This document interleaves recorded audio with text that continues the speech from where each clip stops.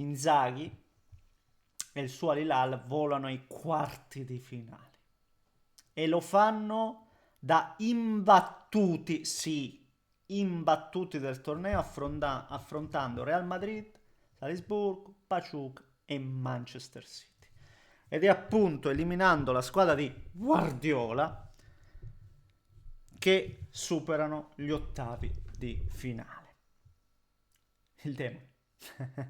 Il demone di Piacenza che conosciamo benissimo, per cui non abbiamo assolutamente bisogno che qualcuno ce lo presenti e ne voglio parlare di questa, tra virgolette, impresa, ma neanche tanto tra virgolette, perché? Perché poi è tutto collegato, no? Ci arriveremo in giornata e ne parliamo, è come se...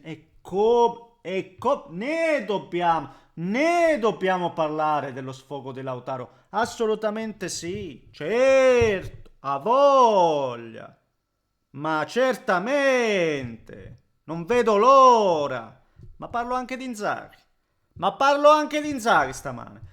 Parlo anche di Inzaghi stamane. Ne voglio parlare anche di Inzaghi. Perché a un certo punto sembrava l'unico colpevole Simone Inzaghi, sembrava.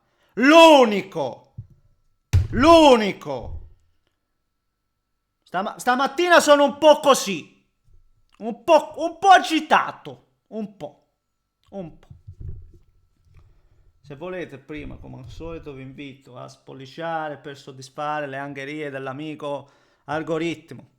Grazie per i pollicioni. Se volete, iscrivetevi per seguire i prossimi contenuti. E già vi ho anticipato, anche forse nei toni, quello che avremo da dire nel primo pomeriggio, non lo so. Quindi se volete iscrivetevi, vi ringrazio perché siete magnifici. E se volete scampanellate per attivare la campanella, le notifiche, boom boom boom. Grazie. Inzaghi. Parlo di Inzaghi innanzitutto perché sono stati 4 anni di Inter. Parlo di Inzaghi perché l'Inter che comunque abbiamo visto in questo mondiale per club era comunque l'Inter di Inzaghi, nei giocatori, nelle trame. Poi qualcosina di diverso anche c'è stato, no? Qualche variante tattica, ma prevalentemente era l'Inter di Inzaghi. Quindi quando parlo di Inzaghi è come se ancora io un po' mi rivolgessi al mio allenatore. Non so se è questione di una sindrome dell'abbandono, non lo so, francamente. Ma di Inzaghi voglio parlare perché a un certo punto, come vi dicevo prima, quante volte si è detto, e anche giustamente, attenzione, anche giustamente si è detto, Inter a fine ciclo, l'Inter a fine ciclo deve cambiare. Ma per me sta roba è di... Cioè, cambiare sì, ma deve cambiare l'allenatore. Per me sta roba è anche un po'... È anche un... Scusate se forse sto esagerando, bloccatemi voi, fermatemi, certo.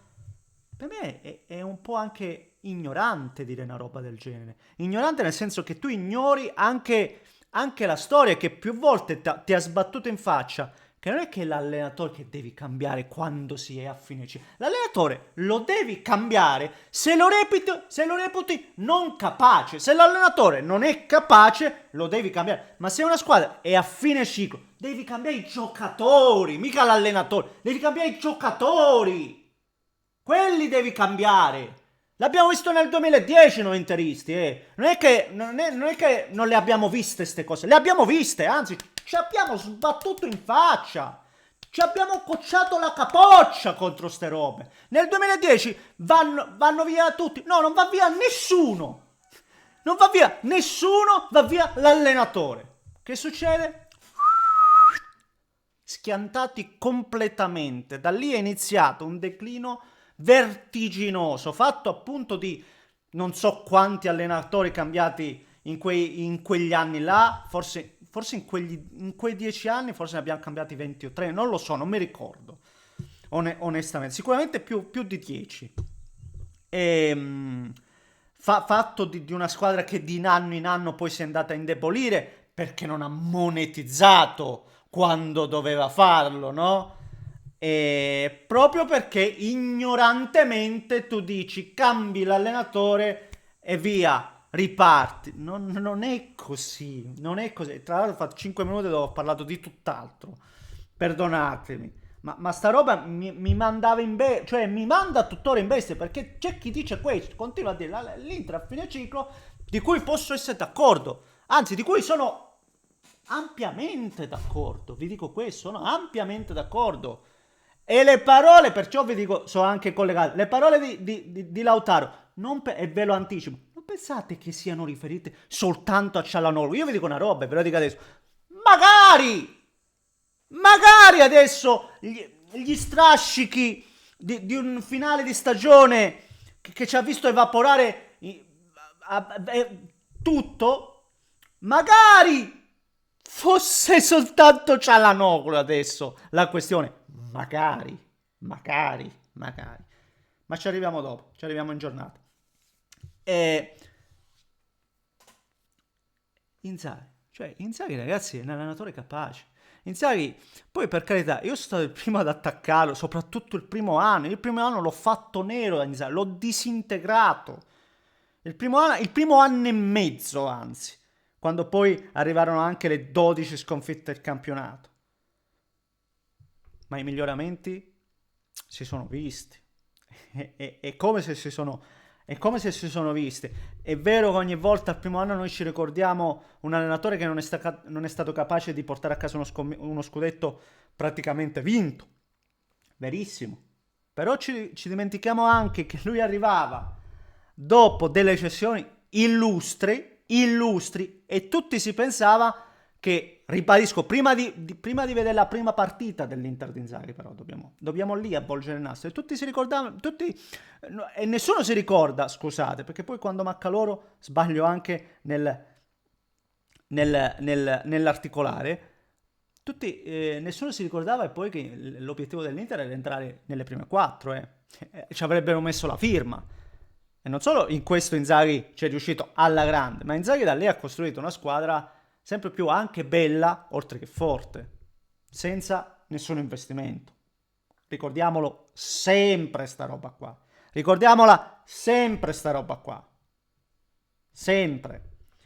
E Inzaghi ci ha già messo il suo in qualche modo con in questa nuova avventura, pian pianino, prima difesa a 4.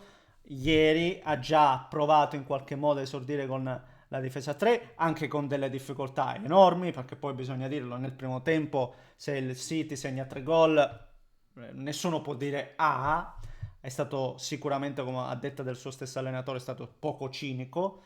Ribadisco, nel primo tempo c'è stata praticamente quasi una sola squadra in campo, con l'Al-Hilal che ha cercato di rimanere in vita. C'è riuscito e poi da lì sono un po' cambiate le cose. Questo blocco basso fatto anche bene con delle ripartenze fulminee. Non so se l'avete visto sul calcio d'angolo, il gol, una ripartenza clamorosa, sfruttando anche delle defezioni difensive che già si erano viste da parte del City, anche contro la Juventus stessa, che poi ne ha prese 5 e un po' sfigurato. Ma quando la Juventus aveva la palla, quelle poche volte, comunque dava l'idea di poter creare dei pericoli. E questi pericoli invece li ha sfruttati tutti e bene la squadra di Inzaghi, che ovviamente non vale il Manchester City, non è a quel livello, ma proprio per questo possiamo parlare di una sorta di impresa. Poi ci sono tanti fattori, certamente queste squadre che arrivano da campionati meno prestigiosi sicuramente giocano queste partite con motivazioni diverse. Ci sono tanti fattori, no? Certamente. Ma la competenza di Inzaghi per me non è in discussione. No, non è in discussione, non la scopro oggi e ribadisco. Questo è l'ennesimo segnale che, come al solito, noi tifosi ci facciamo guidare dai sentimenti, e forse è anche giusto che sia così, forse è anche giusto che sia così. Però su una cosa non transigo, non addossiamo veramente tutte le colpe della disfatta nerazzurra di questi ultimi 2 mesi a Simone Inzaghi, perché non solo sarebbe ingeneroso, sarebbe criminale. Calcisticamente parlando sarebbe una roba criminale. Una roba criminale. Una roba criminale. Perché Inzaghi è andata come è andata, ha portato l'Inter, e lo ribadisco anche adesso, anche dopo averne prese 5 in finale, ha portato l'Inter a una dimensione internazionale, l'ha portata a competere in Europa. C'è riuscito in questo, perché se noi ne abbiamo prese 5 dal Paris, noi ne abbiamo date comunque 4 al Barcellona. Ricordiamocelo questo. Ricordiamocelo questo. Abbiamo comunque eliminato il Bayern Monaco. Siamo comunque arrivati 2 volte in finale di Champions. E anche questo non si cancella, Certo, 5-0, bruttissima. E non si cancellerà mai, certo. Ma anche le cose buone. Anche le cose buone ci sono state. E se no così non si va da nessuna parte. Complimenti a Inzaghi, il suo Hilal, tutto giusto, tutto meritato. Un grande abbraccio da Neschio, noi ci becchiamo dopo. Ci becchiamo dopo perché la giornata è lunga, è veramente lunga.